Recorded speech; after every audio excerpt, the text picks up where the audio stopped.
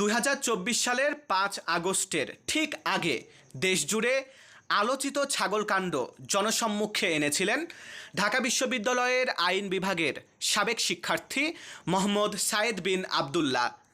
সেই সায়েদ আবদুল্লাহকে এবার প্রধানমন্ত্রী তারেক রহমানের যুব কর্মসংস্থান বিষয়ক বিশেষ সহকারী হিসেবে নিয়োগ দিয়েছে সরকার।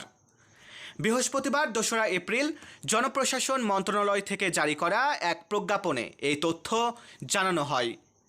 প্রজ্ঞাপনে বলা হয়, মোহাম্মদ সায়েদ বিন আবদুল্লাহকে গ্রেড 2 পদমর্যাদায় চুক্তিভিত্তিক নিয়োগ দেওয়া হয়েছে। তবে শর্ত হলো, এই দায়িত্ব পালনের জন্য তাকে অন্য যে কোনো পেশা, ব্যবসা কিংবা সরকারি, আধা সরকারি ও বেসরকারি প্রতিষ্ঠানের সঙ্গে সব ধরনের কর্মসম্পর্ক ছিন্ন করতে হবে।